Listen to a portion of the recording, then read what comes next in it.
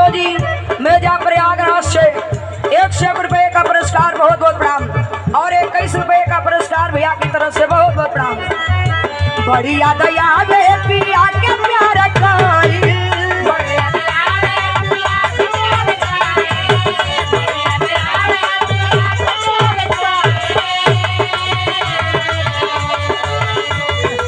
रतिया त रतिया पहाड़ दिन भाई,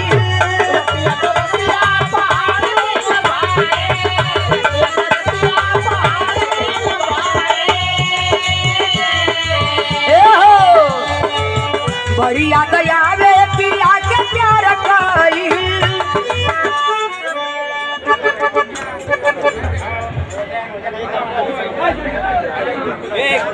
क्यों जने ना दारू पी के क्यों जने यहाँ आए ओझा पाल लवंग कम सटावे। अच्छा ये ओझा पाल जी लवंग तनी कम सटावा, कुछ ज्यादा लवंग सटा दे थुआ का?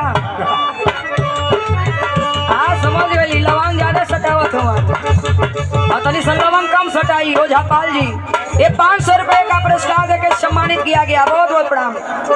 और ये बड़े ही सम्मानित आप देवदास साहू गोपालगंज से 100 रुपए का पुरस्कार, बहुत बहुत प्रणाम। लेकिन कहना बा बड़ी याद आवे पिया के प्यार खाई,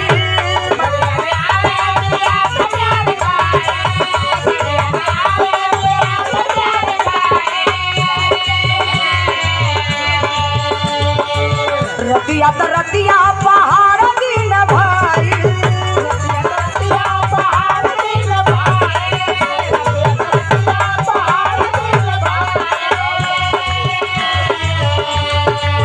बड़ी याद आवे पिया के प्यार खाई, रतिया त रतिया पहाड़ दिन भाई। कहे ये सखी का कही हमरा करे जबोल डर के,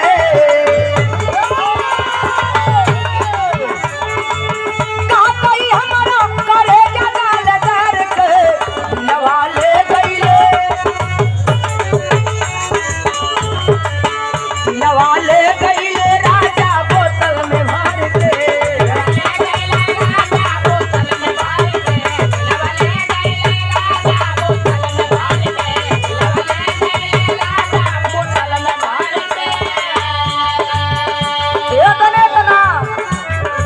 गलत तब न कैला से सरदी में गवना करवले बेदर्दी, छूटल रहे गवनवा के हरदी।